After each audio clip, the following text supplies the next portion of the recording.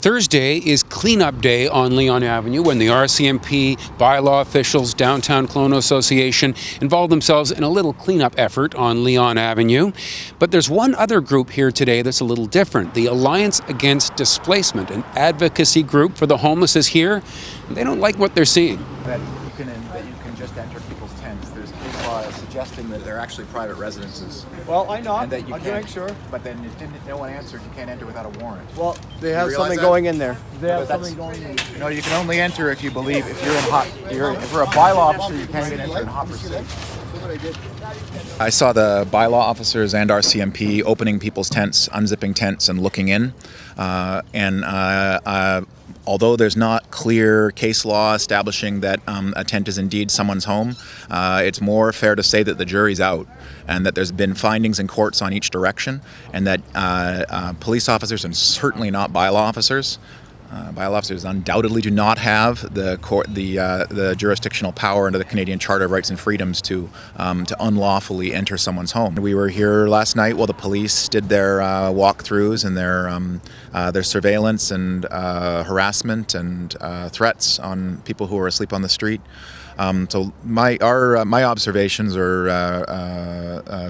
point of view about what happened here on the Strip wasn't just limited to this morning. I saw the cleanup this morning as part of a larger policing operation that's coordinated through the city of And it looks Kelowna. like harassment to you? It absolutely looks like harassment to me. Our main purpose when we're there is to clean, to keep it clean, and to get rid of extraneous garbage, because there's a lot of it there. So Monday, Wednesdays, and Fridays, our clean team is there with the sidewalk sweeper, and we've been doing this since July. And they very gladly, the people who are residing on Leon move out of the way, and we clean the street, and they move back. And then on Tuesdays and Thursdays, we're down there just with a pressure washer and cleaning up garbage and stuff like that. And as part of an effort, a team effort that was put together by the city with us, bylaw, and the RCMP. And it's not confrontational at all on our part. We don't make it that way, and we certainly have never wanted it to be that way. What I saw in the last 12 hours of being here on the Leon Strip is that police and bylaw and the ambassadors program and the cleanup crews, that this is maintaining the space as a space of control and surveillance over low-income communities that they don't know what to do with. So the question for the city is, what do we do with these people? How do we get rid of these people? I mean, the answer is not rocket science. The answer is to build more housing.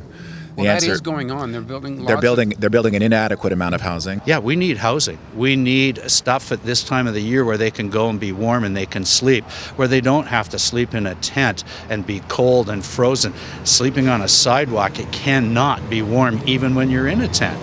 So once we get a MAT program underway and we have a place for these people to go, then that's at least on the road to the solution in support of housing. What we see on the street is just the very tip of the iceberg of what the homelessness and housing crisis really is.